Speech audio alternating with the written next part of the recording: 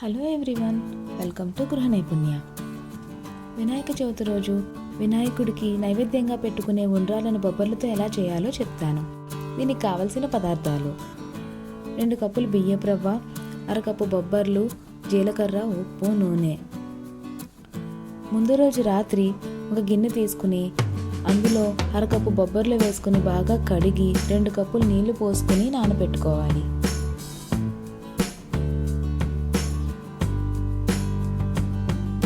ఈ బొబ్బర్లని అలసందలు అని కూడా అంటారు. మర్నాడు ఉదయం ఈ బాగా నానిన బొబ్బర్లను ఆ నానబెట్టుకున్న నీళ్ళతో సహా కుక్కర్లో వేసుకుని 2 విజిల్స్ వచ్చేంత వరకు కుక్ చేసుకోవాలి. ఈ బొబ్బర్లు ఉడకపెట్టుకునేటప్పుడు ఉప్పు ఏం వేయట్లేదు. ఇవి కరెక్ట్గా 2 విజిల్సే రావాలండి. ఎక్కువ విజిల్స్ వస్తే బాగా ముద్దగా అయిపోతాయి.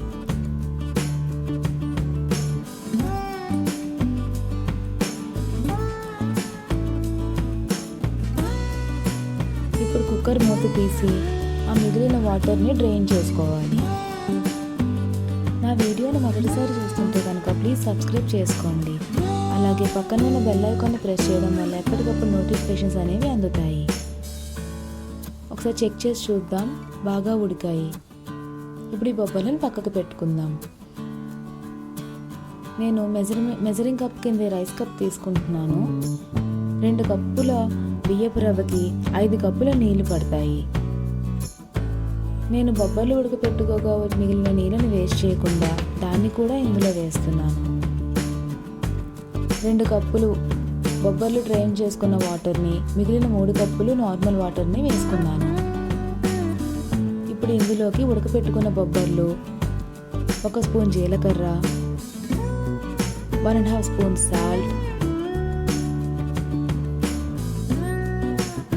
వేసుకుని బాగా కలుపుకోవాలి.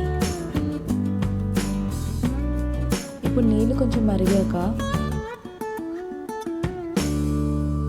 20 ml ఆయిల్ వేస్తున్నాను. ఇందులో నూనె కొంచెం ఎక్కువే పడుతుందండి. ఇలా నూనె వేయడం మూలంగా ఈ బొబ్బర్ల పిండికి రుచి చాలా బాగుంటుంది.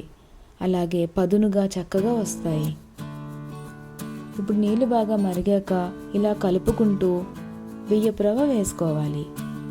ఇలా కలుపుకుంటూ వేసుకోవడం వల్ల ఉండలు కట్టకుండా ఉంటుంది.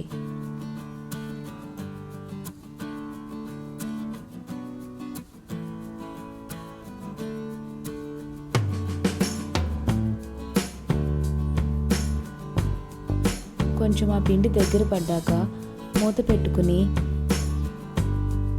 లో ఫ్లేమ్లో పెట్టుకుని 30 నిమిషాల పాటు ఉడికించుకోవాలి. వెయిట్ ఉంచకూడదు.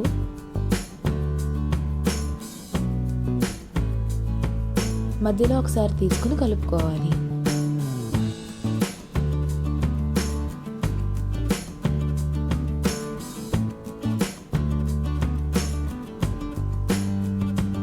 ముప్పై నిమిషాల తర్వాత చూసారు కదా ఎంత బాగా కుక్ అయిందో. బియ్యపు రవ్వ అంతా చక్కగా ఉడికిపోతుంది. అలాగే పొడిపొడిలాడుతూ పదునుగా వస్తుంది.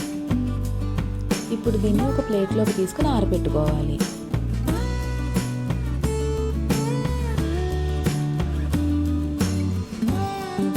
ఇప్పుడు ఈ పిండి కొంచెం ఆరాక గోరువెచ్చగా ఉన్నప్పుడు చేతిలోకి నెయ్యి వేసుకుంటూ పిండిని కలుపుకుంటూ ఉండ్రాళ్ళుగా చేసుకుని పక్కన పెట్టుకోవాలి.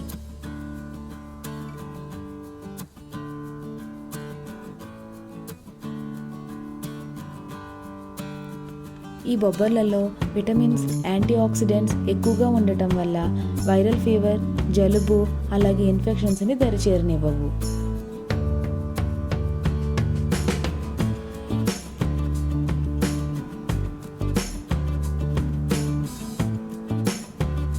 అలాగే ఈ ఉండ్రాల పిండిని బొబ్బర్లతో చేసుకోవడం మూలంగా చాలా హెల్తీగా ఉంటాము. నేను చెప్పిన కొలతలతో ఇలా ట్రై చేసి చూడండి. చక్కగా పొడిపొడిలాడుతూ వస్తాయి ఈ ఉండ్రాలు అనేవి. అంతేనండి, ఎంతో హెల్తీ అండ్ టేస్టీ బొబ్బర్లతో ఉండ్రాలు రెడీ. ఈ రెసిపీ మీకు నచ్చినట్లయితే మీరు కూడా ట్రై చేసి కామెంట్స్ రూపంలో తెలియచేయగలరు. Thanks for watching.